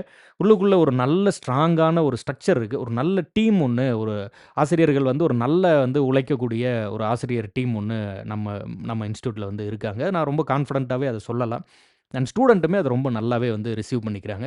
நீங்க ஃபுல் டைமா படிக்கக்கூடிய ஒரு விருப்பத்தில இருந்தீங்கன்னா, கண்டிப்பா வந்து ப்ரிப்பேர் பண்ண ஸ்டார்ட் பண்ணுங்க. இப்பவும் சான்ஸ் இருக்கு. இன்னும் ஒரு 6 மாசம் இருக்கு. ரொம்ப கடினமான ஒரு டைமு. இப்ப ஆரம்பிச்சா கூட நல்லா ஃபுல் டைமா படிச்சுக்கிட்டே வந்தீங்க அப்டின்ட்டுனா சான்ஸ் இருக்கு. முன்னாடியே ஆரம்பிச்சிருக்கீங்க, படிச்சிருக்கீங்க, எக்ஸாம் கிளியர் பண்ணியிருக்கீங்க, வொர்க்கிங் ஆஸ்பிரண்ட் இல்ல வந்து ஏற்கனவே நல்லா படிச்சிருக்கீங்க. இப்போ டச் விட்டு போச்சு. ஒரு ஒரு பிரைவேட் ஒர்க்ல இருக்கீங்க. அந்த மாரி இருந்தா கரெக்ட்டா கோர்ஸ்ல ஜாயின் பண்ணிட்டு, ஒரு சில நீங்க படிக்க வேண்டிய ஏரியாவ மட்டும் கரெக்ட்டா பிளான் பண்ணி படிச்சுக்கிட்டு, ப்ராப்பரா வந்து ஸ்கெட்யூல ஃபாலோ பண்ணிட்டே வந்தீங்கன்னா கூட சான்ஸ் இருக்கு. ஃப்ரெஷரா ஆரம்பிச்சீங்கன்னா, அதிக எஃபோர்ட்ஸ் போடணும். ஏன்னா, இன்னும் 6 மாசத்துல வந்து உங்களுக்கு வந்து எல்லா பரீட்சையோட நோட்டிஃபிகேஷன்ஸ் எல்லாம் ரிலீஸ் ஆயிடும். டேட்ட குடுத்துருவாங்க. பயங்கர ஃபாஸ்ட்டா இருக்கும். அடுத்த 6 மாசம் ஒரு மாரி திருவிழா மாரி இருக்கும். இந்த டிஎன்பிஎஸ்சி ஃபீல்டு. ஒரு மாரி பயங்கர கோலாகலமா இருக்கும். அத நீங்க பார்ப்பீங்க. பட் அதில ஒரு விஷயம் நல்லா ஞாபகம் வச்சுக்கோங்க. நீங்க வந்து you have to be an early bird. முன்னாடியே வந்து நீங்க என்ன பண்ணியிருக்கணும் அப்டின்ட்டுனா, படிச்சிருக்கணும். அப்பதான் வந்து அத வந்து நீங்க பிக்கப் பண்ணிக்க தொடர்ந்து படிக்கிறதுக்கு யூஸ்ஃபுல்லா இருக்கும். என்ன சொல்றேன்னா, புதுசா படிக்கிறதா இருந்தா ஃபுல் டைம் ஆஸ்பிரன்ட்டா வந்து படிங்க. கவனம். ஃபுல் டைம் ஆஸ்பிரன்ட்டாலாம் இருந்தா டெய்லி 8 மணி நேரத்துக்கு மேல கிளாஸ் போகும். ஒரு கிளாஸ் கூட மிஸ் பண்ணாம எல்லாத்தையும் ஸ்ட்ராங்கா நோட்ட போட்டு உட்காந்து தரோவா எழுதிட்டு வந்துகிட்டே இருந்தீங்கன்னா, ஒரு 3 டூ 4 மாசத்துக்குள்ள நல்ல ஸ்ட்ராங் ஆயிடுவீங்க. அதுக்கப்புறம் எப்படி படிக்கணும், என்ன படிக்கணும் எல்லாம் தெரிஞ்சிருது. ஸ்கூல் புக்க படிச்சிடுறீங்க. சிலபஸ் வைஸ் வந்து கதைய கேட்டுறீங்க. அதுக்கப்புறம் நீங்க டெஸ்ட் பேட்ச்ச போட்டு உங்கள டச்ல வச்சுக்கிட்டே இருந்தீங்கன்னா, பரீட்சைய கிளியர் பண்ணி போலாம். வொர்க்கிங் ஆஸ்பிரன்ட்டாவோ, பார்ட் டைம் ஆஸ்பிரன்ட்டாவோ, ஹவுஸ் ஒய்ஃபா இருந்தீங்கன்னா, ஒரு விஷயத்த நல்லா புரிஞ்சுக்கோங்க. உங்களோட பெரிய பிரச்சனை வந்து டைம் மேனேஜ்மென்ட் தான். அப்ப டைம் மேனேஜ் எப்படி பண்றது? டைம எப்படி மேனேஜ் பண்றதுங்கிறதுல தெளிவா இருக்கணும். டைம் மேனேஜ்மென்ட் எப்படி பண்றதுங்கிறதுக்கு நம்ம வந்து ஒரு முடிவு பண்ணிக்கணும். அதாவது இந்த டைம்ல இந்த வேலை செய்றேன். இந்த டைம்ல தான் என்னால படிக்க முடியும். ஒரு நாளைக்கு 2 மணி நேரம் தான் படிக்க முடியும். 3 மணி நேரம் தான் படிக்க முடியும். அப்படின்னு முதல்ல முடிவு பண்ணிக்கோங்க. அந்த 3 மணி நேரத்தில வெயிட்டேஜ் இருக்க ஏரியாவ படிங்க. இந்த இடத்துல இருந்து நான் எக்ஸாம கிளியர் பண்ணவங்க நெறைய பேரு. நான் நெறைய வீடியோல நம்மளே வந்து மென்ஷன் பண்ணி பேசியிருக்கேன். அதாவது ஃபுல் டைம் ஆஸ்பிரன்ட்ட விட இந்த மாதிரி ஒரு டஃப்பான சிச்சுவேஷன்ல இருந்து தான் நெறைய பேர் எக்ஸாம கிளியர் பண்றாங்க. ஏன்னா, ஃபுல் டைம் ஆஸ்பிரன்ட்டா இருக்கும்போது, அந்த டைமோட வேல்யூ வந்து கொஞ்சம் கம்மியா தான் உணர்றாங்க. ஏன்னா, நெறைய கல்லூரி முடிச்சுட்டு டைரக்ட்டா வரக்கூடிய மாணவர்கள் இருப்பாங்க. ஆனா, இந்த ஏரியால இருக்கவங்களுக்கு தான் அந்த டைமோட வேல்யூ தெரியும். பயங்கர டஃப்பா இருக்கும். அதுலயும் ஹவுஸ் ஒய்ஃபா இருந்தா லீவே கிடையாது. இப்போ ஏதாவது ஒரு வேலையில இருந்தா கூட சனி, ஞாயிறு லீவ் இருக்கும். குழந்தைங்களுக்கு வந்து எப்போ லீவ் குடுப்பீங்க? எல்லா நேரமும் கூட இருந்துகிட்டே இருப்பாங்க. ஸோ அப்போ டைம் வந்து ரொம்ப கஷ்டம் அப்படிங்கிறது தெரியும். அப்போ அத புரிஞ்சுக்கிட்டு, அதற்கு தகுந்த மாரி நீங்க என்ன பண்ணணும் அப்படின்னா, டைம் மேனேஜ் பண்ணிக்கணும். அந்த 3 மணி நேரம், 4 மணி நேரத்தில வெயிட்டேஜ் அதிகமா இருக்க மாரி. தமிழுக்கு முக்கியத்துவம் குடுத்து படிக்கணும். கணிதத்துக்கு முக்கியத்துவம் குடுத்து படிக்கணும். அப்புறம் அந்த 4 ஏரியா யூனிட் 6, யூனிட் 5 பாலிட்டி. ஏன்னா எல்லா கிளாஸும் போய்க்கிட்டே இருக்கும். அப்போ அதில அந்த முக்கியமான சப்ஜெக்ட் நடக்கக்கூடிய டைம மட்டும் பிடிச்சு, அந்த டைம் எல்லாம் வந்து படிச்சுக்கணும். இத வந்து ரிப்பீட்டடா நீங்க கவனமா பண்ணிக்கிட்டே இருக்கணும். ஸோ இது ரொம்ப முக்கியம். இந்த இடத்துல டைம் மேனேஜ்மென்ட் பண்ணா மட்டும் தான் நம்ம வந்து மீண்டு வர முடியும். அத பார்த்துக்கோங்க. ஃப்ரெஷர்ஸா இருந்தீங்கன்னா எப்போதும் சொல்றது மாரி தான். ஃபர்ஸ்ட்டு வந்து டிசைட் பண்ணுங்க. பக்கத்து வீட்டுக்காரங்க சொன்னாங்க, மேல் வீட்டுக்காரங்க சொன்னாங்க, கீழ் வீட்டுக்காரங்க சொன்னாங்க. அவங்களுக்காக படிக்கிறேன், இவங்களுக்காக படிக்கிறேன். அதெல்லாம் ஒர்க் அவுட் ஆகாது. உங்களுக்காக படிங்க. First decide your self. எனக்கு இந்த கவர்மெண்ட் வேலை வேணுமா, வேண்டாமா அப்படின்னு உங்கள நீங்களே ஒரு கேள்வி கேட்டு, எஸ் அப்படின்னு இருந்தா படிங்க. இல்லன்னா இன்னைக்கு நெறைய நல்ல நல்ல ப்ரொஃபைல் இருக்கு, நல்ல நல்ல வேலை இருக்கு. எந்த வேலைனாலும் போய் செய்யுங்க. எந்த வேலையும் ஏற்றம் குறைவுலாம் இல்ல. இயர்லியரா எனக்கு இந்த ஃபீல்டு பிடிக்கலன்னு சொல்லி விட்டுட்டு போயிட்டீங்கன்னா, ஒண்ணும் தவறு இல்ல. இல்லையா? உங்களுக்கு நீங்க வந்து சிறந்த நடிகரா வரலாம், சிறந்த ஒரு ஐடில வந்து ஒரு பெரிய ஆளா வரலாம். எங்க வேணா போய் எப்படி வேணா ஷைன் ஆகுங்க. இதுதான் பண்ணணும்னு ஒண்ணும் இது இல்ல. எனக்கு இந்த ஃபீல்டுல ஜெயிக்கணும்னு ஒரு முடிவு பண்ணிட்டீங்கன்னா, அதுக்கப்புறம் வந்து நீங்க வந்து no your exam. First decide your self. படிக்கணுமா இல்லையா? அப்படிங்கிறத தெளிவா முடிவு பண்ணிக்கிட்டு படிங்க. ஃப்ரெஷர்ஸ்க்கு இதுதான் நான் வந்து சொல்லுவேன். அதுக்கப்புறம் நீங்க டைரக்ட்டா வந்து ஏதாவது ஒரு கோர்ஸ்ல ஜாயின் பண்ணி ஃபுல் டைமா படிக்க ஆரம்பிச்சிரலாம். ஸோ நீங்க வந்து அ அது வந்து ஏதாவது ஒரு இடத்துல ஒரு முறையாவது வந்து அந்த கிளாஸ் அட்டெண்ட் பண்றது, நோட்ஸ் எடுக்கிறது, அந்த சப்ஜெக்ட் சார்ந்த கதைய கேட்கறது, எப்படி படிக்கணும்னு சொல்லி ஒருத்தர் சொல்ல சொல்ல அத வந்து லிசன் பண்ணிக்கிறது. அந்த ஒரு ஸ்டூடண்ட் ப்ரொஃபைல்ல ஒரு முறையாவது கிளாஸ அட்டெண்ட் பண்றது கொஞ்சம் பாசிட்டிவான ஒரு விஷயம். அ எதுவுமே அட்டெண்ட் பண்ணாம வீட்ல இருந்து படிச்சு பாஸ் பண்ணவங்களும் உண்டு. நம்ம இல்லவே இல்லன்னுலாம் நம்ம சொல்லல. பட் நீங்க வந்து இப்ப தான் ஃப்ரெஷரா கல்லூரி எல்லாம் முடிக்கிறீங்க. நான் போய் புதுசா ஏதாவது ஒரு இடத்துல ஜாயின் பண்ணி படிக்கணும்னு விருப்பப்பட்டீங்கன்னா, ஒரு முறை கிளாஸ் அட்டெண்ட் பண்ணி அத வந்து ஃபுல்லா வந்து அந்த கதையெல்லாம் கேட்டு எப்படி நடத்துறாங்க, என்ன பண்றாங்க அப்படிங்கிறதெல்லாம் கொஞ்சம் புரிஞ்சுக்கிட்டீங்கன்னா, இன்னும் கொஞ்சம் ஈஸியா இருக்கும். 2வது முதல்ல படிக்கிறதுன்னு முடிவு பண்ணிட்டீங்கன்னா, எக்ஸாம வந்து முடிவு பண்ணிக்கோங்க.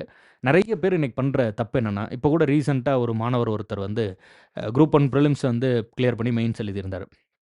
குரூப் 2, 2ஏலயும் மெயின்ஸ் எழுதியிருந்தாரு. ஒரு பார்டர்ல சின்ன மார்க்ல மிஸ் பண்ணிட்டாரு. போன முறை குரூப் 1 மெயின்ஸும் மிஸ் ஆயிடுச்சு. குரூப் 2வும் மிஸ் ஆயிடுச்சு. இந்த முறை எழுதும்போது நல்லபடியா வந்து மெயின்ஸ வந்து சூப்பரா பெர்ஃபார்ம் பண்ணிட்டாரு. ஒரு 2வது நாள், 3வது நாள்லயே போய் வேலைய எடுத்துட்டு வந்துட்டாரு. அதாவது அதுக்கு முன்னாடி இதில மிஸ் பண்ணியிருந்தாரு. இந்த முறை வந்து 2ண்ட் டேவே போய் கவுன்சிலிங்ல நல்ல போஸ்டிங்கா எடுத்துட்டு வந்துட்டாரு. குரூப் 2 மெயின்ஸ்ல. இது அந்த தொடர்ச்சியான உழைப்பு தரக்கூடிய பரிசு. நான் குரூப் 1 மெயின்ஸ் ஒரு தடவ எழுதுனேன் விட்டுட்டேன். குரூப் 2 மெயின்ஸ் ஒரு தடவ எழுதுனேன் விட்டுட்டேன்னு சொல்லிட்டு அவரு என்ஜினியரிங் படிச்சிருந்தாரு. என்ஜினியரிங் ஃபீல்ட படிக்க போயிட்டாரு அப்படின்னா, இங்கேயும் ஷைன் பண்ணாம, அங்கேயும் ஷைன் பண்ணாம போயிடும். அது புரிஞ்சுக்கிறீங்கன்னு இருக்கேன். இப்போ இந்த அக்ரி, என்ஜினியரிங்கு அல்லது வந்து வேற ஏதாவது ஒரு ஸ்ட்ரீம்ல படிச்சிருக்கீங்க அப்படிங்கும்போது, ஜம்ப் பண்ணாதீங்க. அதாவது பேங்கிங் கொஞ்ச நாள் படிக்கிறது, ரயில்வேல கொஞ்ச நாள் படிக்கிறது, அப்புறம் என்ஜினியரிங் ஸ்ட்ரீமு, அக்ரி ஸ்ட்ரீமு, இல்ல வந்து மறுபடியும் வந்து டிஎன்பிஎஸ்சி அப்புறம் அது மாரி அங்க இங்கன்னு ஓடாதீங்க. ஈவன் இஃப் இட் ஃபெயில்ஸ் அப்படி நடக்காது. ஒருவேள வந்து ஏதாவது கடைசி நேரத்தில போய் நீங்க வந்து ஒரு 0.5ல 0.25ல வேலைய மிஸ் பண்ணா கூட, மறுபடியும் அதே ஃபீல்டு, அதே எக்ஸாம படிக்கணும். அப்போ என்னன்னா, எந்த பரீட்சைக்கு நான் படிக்க போறேன் அப்படிங்கிறத மைண்ட்ல நல்லா கிளியரா டிசைட் பண்ணிட்டு படிக்கணும். எல்லா பரீட்சையும் போய் எழுதுங்க. ரயில்வேல அப்பியர் ஆகுங்க, எழுதுங்க. எஸ்எஸ்சில அப்பியர் ஆகுங்க, எழுதுங்க. பேங்கிங்ல அப்பியர் ஆகுங்க. நீங்க வந்து என்ஜினியரிங் எக்ஸாம் எழுதுங்க. அக்ரி எக்ஸாம் எழுதுங்க. உங்களுக்கு என்னென்ன குவாலிஃபிகேஷன்லாம் இருக்கோ எல்லா பரீட்சையும் போய் எழுதுங்க. No issue. பட் இந்த வேல நான் ஷூரா அடிக்கணும்னு சொல்லி ஒரு விஷயத்த, ஒரு எக்ஸாம டிசைட் பண்ணிக்கோங்க. அது குரூப் 4ஆ இருந்தாலும் சரி, 2ஏவா இருந்தாலும் சரி, குரூப் 1ஆ இருந்தாலும் சரி. அந்த எக்ஸாம், அந்த சிலபஸ் அதில பயங்கர ஸ்ட்ராங்கா, பயங்கரமா anchored to the core of that syllabus. அதில கவனமா இருங்க. மீதி எல்லா எக்ஸாமும் எழுதி பார்க்கலாம். அது ஒரு எக்ஸ்பீரியன்ஸ். அது வேற. பட் ஒரு எக்ஸாம முடிவு பண்ணிக்கோங்க. அந்த பரீட்சைக்கான சிலபஸ் என்ன அப்படிங்கிறத நல்ல மனப்பாடம் பண்ணி வைங்க. சும்மா சிலபஸ்னா, சிலபஸ அப்படியே சொல்லணும். அந்த அளவுக்கு மனப்பாடம் பண்ணி வைங்க. வேர் டூ ஸ்டடில தெளிவா இருங்க. டிஎன்பிஎஸ்சில இருக்கக்கூடிய எல்லா பரீட்சைக்கும் வேர் டூ ஸ்டடி பாடப்புத்தகம் தான். அண்ட் அதேபோல ஹவ் டூ ஸ்டடி இத நான் சொல்றேன். அதற்கு முன்னாடி வெயிட்டேஜ் தெரிஞ்சு படிங்க. பல முறை கத்தி, கத்தி, கத்தி, கத்தி சொல்லிக்கிட்டே இருக்கேன். அது என்னன்னா, கேள்வி எங்க கேட்பாங்களோ அங்க படிங்க. உங்களுக்கு 25 அதாவது உங்களுக்கு கணிதம் வந்தாலும் வரலனாலும், கணிதத்திலிருந்து 25 கேள்வி வரும். அப்ப அதுக்கு தயாராகுங்க.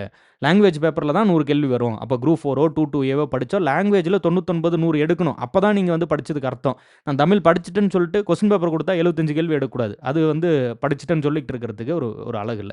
ஸோ அந்த தப்ப பண்ணாதீங்க. Understand the weightage. கேள்வி எங்க கேட்பாங்களோ அங்க படிங்க. And then analyse the PYQ. இது நெறைய பேர் கோட்ட விடக்கூடிய ஒரு இடம். இந்த இடத்த நெறைய பேர் மிஸ் பண்ணிருவாங்க. ஒரு குறிப்பிட்ட டாபிக் நல்லா படிப்பாங்க. அதுல ஒரு பிஒய்க்யூ எடுத்து பார்க்காம விட்டுருவாங்க. எப்படி கேள்வி கேட்கறாங்கன்னு. PYQ analysis plays a very very big role. அதிலும் குறிப்பா குரூப் 1 பிரிலிம்ஸ்லாம் டார்கெட் பண்றீங்கன்னா, குரூப் 1 பிரிலிம்ஸ்ல இந்த பிஒய்க்யூ அனாலிசிஸ் வந்து வொண்டர்ஃபுல்லா கை குடுக்கும். கவனம். அண்ட் ஹவ் டூ ஸ்டடி பொறுத்தவரைக்கும், நான் ஃபர்ஸ்ட்டு விஷயம் என்ன சொல்லுவேன் அப்டின்னா, when the why is clear, the how will appear. அதாவது நீங்க ஏன் ஜெயிக்கணும் அப்படிங்கிற காரணம் வந்து தெளிவா இருந்தா, எப்படி ஜெயிக்கணும் அப்படிங்கிறது தன்ன போல it will appear in front of you. எப்படியாவது யுனிவர்ஸோ, கடவுளோ, முருகரோ, மற்ற எந்த கடவுளோ, நீங்க உங்களுக்கு பிடித்தமான எந்த கடவுளா இருந்தாலும் சரி, அவரு வந்து கண்ணு முன்னாடி கொண்டு வந்து நிறுத்திருவாய்ங்க. இந்த பாதையில நீங்க போய் வெற்றி பெறலாம் அப்படிங்கிற மாரி the universe will adjust for you. But the why should be clear. நீங்க ஏன் பரீட்சையில ஜெயிக்கணும் அப்படின்னு you should have a reason. எனக்காக ஜெயிக்கணும், அவங்களுக்காக ஜெயிக்கணும் அது இல்ல. அதாவது நீங்க அந்த பரீட்சைய நான் கண்டிப்பா ஜெயிச்சே ஆகணும் அப்படிங்கிற ஒரு ஒரு நம்பிக்கை வந்து பயங்கர ஸ்ட்ராங்கா இருக்கணும். அந்த ஒய் வந்து ஸ்ட்ராங்கா இருக்கும்போது, அது வந்து என்ன பண்ணும் அப்படின்னா, அந்த ஹவ் வந்து தன்ன போல அப்பியர் ஆகும். அது அது ஒரு ஒரு ஒரு ஒரு நம்பிக்கை தான். நீங்க அத வந்து போட்டு ஆராய்ச்சி பண்ணாம, தெளிவா வந்து நம்பிக்கையோட புரிஞ்சுக்கோங்க. ஏன் நான் கிளியர் பண்ணணும் அப்படின்னு ஸ்ட்ராங்கா நம்புங்க. ஒரு சினிமேட்டிக்கான ரீசன்ஸ் தேடாதீங்க. அதெல்லாம் தாண்டி நமக்குள்ள ஒரு ஈகர் இருக்கும்ல. ஒரு விருப்பம் இருந்துகிட்டே இருக்கும்ல. அந்த மாதிரியான ஒரு ஒரு நல்ல ஒரு ஸ்ட்ராங்கான ஒரு ரீசன் இருந்ததுன்னா, எப்படி கிளியர் பண்ணுங்கிறதுல ஈஸியா நீங்க வந்து அண்டர்ஸ்டாண்ட் பண்ணிப்பீங்க. அண்ட் இதற்கு ஒரே ஒரு ஷார்ட்கட் இருக்கு. அது என்ன ஷார்ட்கட்னா, அந்த ஷார்ட்கட் வந்து இதுதான். "The only secret to be a master in anything is" ஒரு நாளில் அதிகப்படியான நேரத்தை அதற்காக செலவிடுங்கள். எதற்காக? நீங்க என்ன ஆசைப்படுறீங்களோ அதற்காக. நான் வந்து ஒரு பெரிய ஓவியன் ஆகணும்னு ஆசைப்பட்டா, ஒரு நாள் முழுக்க தினம் காலையிலேருந்து சாயந்தரம் வரைக்கும் அந்த ஓவியத்தையே நான் பழகிட்டு இருக்கேன். 6 மாதம், 1 வருடம், 5 வருடம், 10 வருடம் கழிச்சு பார்க்கும்போது, சிறந்த ஓவியன் ஆகறதுக்கான வாய்ப்பு ரொம்ப ரொம்ப அதிகம். ஏன்னா, நான் நெறைய நாட்கள், நெறைய நேரங்கள் பிராக்டிஸ் பண்ணிட்டேன். அது புரிஞ்சுக்கிறீங்கன்னு இருக்கேன். எல்லா துறைகளுக்கும் ஒரே ஒரு சீக்ரெட் தான். அது என்னன்னா, you have to spend the most of your time in that particular area. Naladiyar பல்லாயிரம் ஆண்டுகளுக்கு முன்னரே இத அப்படியே தெளிவா உடைச்சு சொல்லியிருப்பாங்க. என்னன்னா, "கல்வி கரையில கற்பவர் நாள் சில." இன்னும் கூட அடுத்த லைன்ல வந்து "மெல்ல நினைக்கின் பிணிபல" அப்படின்னு போயிருப்பாங்க. நீங்க அங்கிட்டு போகாதீங்க. பட் கல்வி கரையில. கல்வி வந்து கரைகள் இல்லாத ஒரு பெருங்கடல் போல நீண்டு பெருங்கடலா கிடக்கு. 2000 வருடங்களுக்கு முன்னாடி புத்தகம் இல்ல, பிரிண்டிங் பிரஸ் இல்ல, ஏஐ இல்ல, இன்டர்நெட் இல்ல. அப்பயே கல்வி கரையிலன்னு எழுதுறாங்க. அப்போ இன்னைக்கு இவ்ளோ இன்டர்நெட், இவ்ளோ ஆர்ட்டிஃபிஷியல் இன்டெலிஜென்ஸ் எல்லாம் இருக்கும்போது கல்வி கரையில மிகப்பெரிய பெருங்கடலாக கிடக்கு.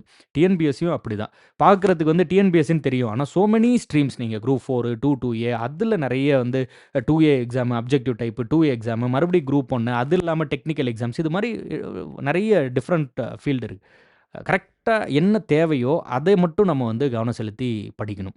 அதில அதிக நேரத்த செலவிடணும். இன்னும் சிம்பிளா புரிஞ்சுக்கணும்னா, நான் ஒரு நாள் முழுக்க சிலம்பம் சுத்தி பழகிட்டு, அதுக்கப்புறம் வந்து ஒரு 6 மாதம் கழித்து வாள் சண்டைக்கு போகும்போது, அதோட ரிஃப்ளெக்ஷன் வந்து கொஞ்சம் சரியா இருக்காதுல்ல. நான் பழகுனது சிலம்பத்திற்கு, ஆனா வாள் சண்டைக்கு போறேன் அப்படிங்கிற மாரி ஆயிடும். அது மாதிரி இல்லாம, நீங்க வந்து நீச்சல் போட்டிக்கு பயிற்சி எடுத்துட்டு ஓட்டப்பந்தயத்தில போய் வெற்றி பெறுவீங்களா? இல்லையான்னு பார்க்க முடியாது. Simple as that. ஒரு நாள் முழுக்க போட்டு ரீல்ஸா தேய்ச்சுட்டு, ஒரு நாள் முழுக்க உட்காந்து கண்டதையே கன்சியூம் பண்ணிட்டு, அதுக்கப்புறம் வந்து நான் வந்து பச்சை இங்க்ல கையெழுத்து போடுற கலெக்டர் ஆயிடுவேன், டெப்டி கலெக்டர் ஆவுறேன். அது இதுன்னு அது does not work out like that. அது மாதிரி வந்து அது சரி வரதில்ல. அதனால உங்களுக்கு பிடிக்குதோ, பிடிக்கலையோ, விருப்பம் இருக்கோ, விருப்பம் இல்லையோ, அதெல்லாம் தெரியாது. 6 கண் விழித்ததிலிருந்து திரும்ப உறங்க போறது வரைக்கும் படிக்கிறது மட்டுமே செலவிடக்கூடிய வாய்ப்பு இருந்தா, அது மாரி முயற்சி பண்ணுங்க. இல்ல வேலைக்கு போகணும், குழந்தைங்கள பார்த்துக்கணும், இல்ல வேற ஏதாவது முக்கியமான வேலைகள் இருந்தா, அந்த நேரமெல்லாம் போக, மீதி இருக்கக்கூடிய நேரத்தை ஃபர்ஸ்ட்டு கண்டுபிடிச்சு, அந்த நேரத்த முழுமையாக படிக்கிறதுல செலவிடுங்க. நீங்க எந்த துறையில ஷைன் ஆகணும்னு முடிவு பண்ணாலும், அந்த துறையில அதிக நேரத்த செலவிடுங்க. தன்ன போல நீங்க வந்து ஷைன் ஆயிடலாம். When the why is clear, the how will appear. அந்த ஹவ்வுக்கு நான் சொல்லக்கூடிய ஒரே ஒரு ஷார்ட்கட் என்ன அப்படின்ட்டுனா, spend most of your time in that area. பரீட்சைய கிளியர் பண்ணுமா? அப்போ காலையிலேருந்து சாயந்தரம் வரைக்கும் அது சார்ந்தே பார்க்குறது. அது சார்ந்தே எப்படி இது பண்றது? ஆடியோவா கேளுங்க, வீடியோவா பாருங்க, படிங்க, சொல்லிக் குடுங்க, டெஸ்ட் போடுங்க. ஏதாவது ஒண்ணு பண்ணுங்க. ஆனா சுத்தி அந்த வேலையவே மீண்டும், மீண்டும், மீண்டும், மீண்டும் பண்ணிக்கிட்டே இருங்க. It will compound. அது வந்து ஒரு நாள் வந்து சேர்ந்து முழுமையாக வந்து சின்ன, சின்ன வேலையா செஞ்சிருப்பீங்க. அது எல்லாம் ஒண்ணா சேர்ந்து வொண்டர்ஃபுல்லான ஒரு ரிசல்ட்ட வந்து குடுக்கும். நிச்சயமாக அது ஒரு வொண்டர்ஃபுல்லான ரிசல்ட்ட குடுக்கும். பட் நீங்க அது போல வந்து முழுமையா வந்து டெய்லி நீங்க வந்து அதில எனர்ஜி அண்ட் டைம வந்து ஸ்பெண்ட் பண்ணணும். அண்ட் எல்லாத்தையும் தாண்டி கடைசியா ஒரு விஷயம் இருக்கு. அது என்ன அப்டின்ட்டுனா, நம்பிக்கை வைங்க. நம்ம நெறைய முறை சொல்லியிருப்போம். ஏன், என்ன, எப்டின்லாம் தெரியாது. ஆனா நான் எப்டியோ பாஸ் ஆயிடுவேன் அப்டின்னு நீங்க வந்து நம்புங்க. எப்டின்லாம் தெரியாது. ஒரு முட்டாள்தனமான நம்பிக்கை வைங்க. கண்டிப்பா பாஸ் ஆயிடுவீங்க. நிச்சயமா பாஸ் ஆவீங்க. அண்ட் அத தாண்டி ஜர்னல். இப்ப நம்ம கோர்ஸ்ல இருக்கக்கூடிய மாணவர்களுக்கெல்லாம் வந்து டெய்லி ரிப்போர்ட்ன்னு ஒண்ணு சொல்லுவோம். காலையிலருந்து சாயந்தரம் வரைக்கும் என்ன படிச்சீங்க? அத வந்து டைமோட, சப்ஜெக்ட்டோட அந்த ஏரியாலாம் மென்ஷன் பண்ணி எனக்கு அனுப்புங்க அப்படின்னு சொல்றது உண்டு. அதுபோல நீங்க பெர்சனலா கூட ஒரு ஜர்னல் மெயின்டெயின் பண்ணுங்க. என்ன படிக்கிறோம் அப்படின்னு தெரியணும். அப்பதான் வந்து அந்த ஜர்னல் வந்து உங்களுக்கு பதில் சொல்லும். ஒரு நாள் படிச்சிருக்கீங்க, அப்புறம் 10 நாள் படிக்கல அப்படியெல்லாம் இல்லாம கன்டினியூயஸ்லி நீங்க வந்து படிக்கணும். ஸோ இதெல்லாம் கொஞ்சம் கவனமா பார்த்துக்கோங்க. வேற எதுவும் டவுட்ஸ் இருந்ததுன்னா நம்ம இன்ஸ்டிடியூட் நம்பருக்கு வொர்க்கிங் ஹவர்ல கால் பண்ணுங்க. ஒரு ஒரு ஒரு ப்ரொஃபஷனலான ஒரு சில சின்ன சின்ன பேசிக் எத்திக்ஸ் வந்து நான் எதிர்பார்க்குறேன். அதாவது கரெக்ட்டா ஒரு வொர்க்கிங் ஹவர்ல கூப்பிட்டு பேசுங்க. வேற எதுவும் ஒரு மெசேஜ் பண்ணா கூட ஒரு 1 ஆர் 2 ஹார்ஸ்க்குள்ள ரிப்ளை பண்ணிடுவாங்க. கொஞ்சம் பொறுமையா இருங்க. அவசரப்படாதீங்க. ஒரு மாரி ஸ்பாம் கால் மாதிரி போட்டு வளச்சு தொந்தரவு பண்ணாதீங்க. அ அத பார்த்துக்கோங்க. நம்பர் வந்து 7604874869. இந்த நம்பர்ல நீங்க கால் பண்ணி பேசலாம். இல்லன்னா WhatsAppல மெசேஜ் பண்ணீங்கனாலும் ரிப்ளை பண்ணுவாங்க. டெஸ்ட் பேட்ச்சோ அல்லது வந்து கோர்ஸ் டீட்டெயில்ஸோ என்ன ஏதுன்னு கேட்டு நீங்க அதற்கு தகுந்த மாதிரி டீட்டெயில்ஸ வாங்கி இது பண்ணிக்கலாம். இல்லன்னா டைரக்ட்டா www.gkshankar.com இந்த வெப்சைட்ல போயிட்டு என்ரோல் நவுன்னு இருக்கும். அத கிளிக் பண்ணீங்கனாவே gkshankar.educrypt.aiன்னு ஒரு வெப்சைட்குள்ள போகும். அதுக்குள்ள போயிட்டு நீங்க டைரக்ட்டாவும் ஜாயின் பண்ணலாம். இந்த வீடியோ இப்ப நீங்க பார்த்துட்டு இருக்க வீடியோவோட டிஸ்கிரிப்ஷன்லயே கோர்ஸ் லிங்க் இருக்கும். டைரக்ட்டா வந்து நீங்க கிளிக் பண்ணி ஜாயின் பண்ணிக்கலாம். ஸோ அதுதான். எல்லாத்தையும் சொல்லிட்டோம். அவ்வளோதான். நீங்க வந்து அ ஒரு ரிலாக்ஸ்டா படிக்க ஸ்டார்ட் பண்ணுங்க. ஒரு விஷயம் நல்லா ஞாபகம் வச்சுக்கோங்க. நான் பாதி தூரம் தான் படிச்சிருக்கேன், கொஞ்சம் தான் படிச்சிருக்கேன், இன்னும் கொஞ்சம் படிக்கல அது இது வாட்டெவர் எது எப்படி இருந்தாலும் ஸ்டில் தேர் இஸ் ஹோப். இன்னமும் கொஞ்சம் சான்ஸ் இருக்கு. இன்னும் வந்து டைம் இருக்கு. இப்போ படிக்க ஆரம்பிச்சா கூட நீங்க வந்து கரை சேர்ந்துரலாம். ஸோ இப்போ படிக்கணும்னா கூட முழுமையா வந்து எஃபோர்ட்ஸ் போட்டு படிக்க ஸ்டார்ட் பண்ணுங்க. There are still chances. School book படிக்கிறோம், சிலபஸ் வைஸ் படிக்கிறோம், ரிப்பீட் பண்றோம், டெஸ்ட் போடுறோம், திரும்ப திரும்ப ரிப்பீட் பண்ணிக்கிட்டே இருக்கோம். போய் பரீட்சை எழுதுறோம், கிளியர் பண்றோம், வேலை வாங்குறோம். Simple as that. அவ்வளோதான். கண்டிப்பா வந்து அது வெற்றி பெறும். பார்ப்போம். ஸோ வேற எதுவும் டவுட்ஸ் இருந்ததுனால நீங்க வந்து இந்த வீடியோவோட கமெண்ட்ல அல்லது நம்ம இன்ஸ்டிடியூட்டோட வாட்ஸ்அப் நம்பர்ல மெசேஜ் பண்ணுங்க, பேசுங்க. நன்றி, வணக்கம். Thank you. டடா.